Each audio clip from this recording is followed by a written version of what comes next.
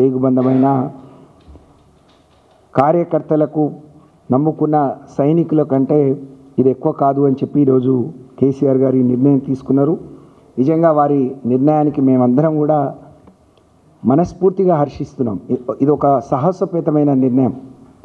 3 నెలలుగా ఈ జరుగుతున్న తీరు అనేక మంది మేధావులు పెద్దలు మరి వాళ్ళకు వాళ్ళు పూనుకొని కూడా తనకు నచ్చజెప్పే ప్రయత్నం కానీ వారు చేసే పని అది సరైనది కాదని చెప్పే ప్రయత్నం చేసినా తన తీరు మార్చుకోలేదు, తన పద్ధతి మార్చుకోలేదు. కాబట్టి ఇంత పెద్ద నిర్ణయాన్ని వారు తీసుకున్నారు. ఇవాళ 50 మంది తెలంగాణ ప్రజానికం కేసీఆర్ గారిని అభిమానించేవాళ్ళు, బీఆర్ఎస్ పార్టీని నమ్ముకొని ఉన్నవాళ్ళు, కేసీఆర్ తిరిగి రావాలి, తిరిగి నిలదొక్కోవాలని ఆకాంక్షించే వాళ్ళందరూ కూడా ఇవాళ హర్షిస్తూ ఉన్నారు. నిజంగా మేమందరం కూడా ఇది ఒక గొప్ప హర్షించదగ్గ విషయం అని చెప్పి ఈ సందర్భంగా నేను తెలియజేస్తూ ఉన్నాను. దీని ద్వారా పార్టీ కంటే ఎవరు ముఖ్యం కాదు. పార్టీలో ఎంత పెద్దవారైనా పార్టీ తర్వాతనే ఏదన్నా అనే విషయాన్ని కార్యకర్తలకు కానీ మరి నాయకులకు కానీ ఒక సరైన రీతిలో ఒక మెసేజ్ని ఇచ్చినట్టుగా మేము భావిస్తూ ఉన్నాం. ఒకనాడు తెలంగాణ పోరాటం మొదలైనప్పటి నుంచి మనం ఎక్కడ మాట్లాడినా అనేక మంది అమరులైనరు, అనేక మంది పోరాటాలు చేశారు. ఇవాళ తెలంగాణ సాధనలో తెలంగాణ 50 మందిని ఒక తాటి మీదకి తీసుకొచ్చి కరుడుగట్టిన ఆ రోజున్న కాంగ్రెస్ ప్రభుత్వం మెడలు వంచి కేసీఆర్ గారు చావు నోట్లో తలపెట్టి తెలంగాణను సాధించారు.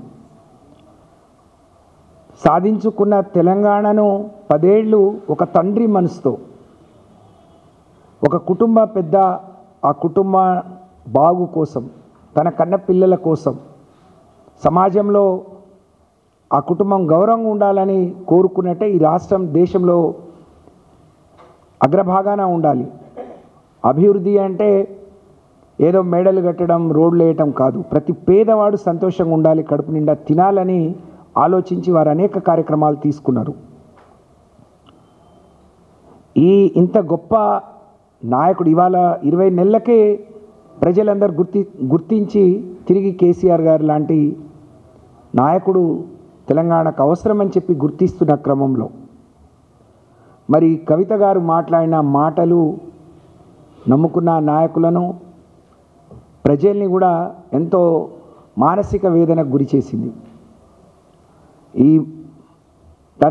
తన పద్ధతిని మార్చుకుంటే బాగుండు, తన మాట తీరు మార్చుకొని ఉంటే బాగుండు అని చెప్పి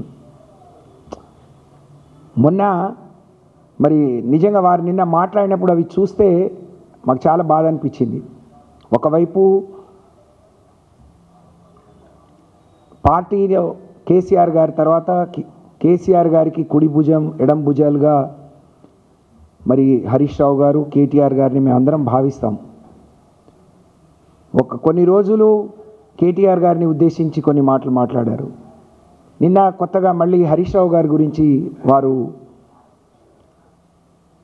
మొన్న అసెంబ్లీ జరిగిన తీరు చూసిన ప్రతి ఒక్కరూ కాళేశ్వరం కమిషన్, కాళేశ్వరం మీద అవినీతి జరిగిందని, ఆ అవినీతి జరిగిందని చెప్తూ దాన్ని ఎక్కడ నిరూపించుకోలేక 15 నెలలుగా వేసిన కమిషన్ కూడా ఒక స్పష్టంగా ఇది ఇక్కడ అవినీతి జరిగింది, ఇక్కడ తప్పు జరిగింది అని చెప్పలేని పరిస్థితిలో ఏం చేయాలో పాలుపోక ఒక్కరోజు మరి ఇవాళ హైకోర్టులో మేము కేసు వేసిన తర్వాత హైకోర్టు ఏదైనా డైరెక్షన్ ఇస్తుందో, ఎక్కడ ఆగిపోతుందో, దీన్ని రాజకీయంగా వాడుకోలేమో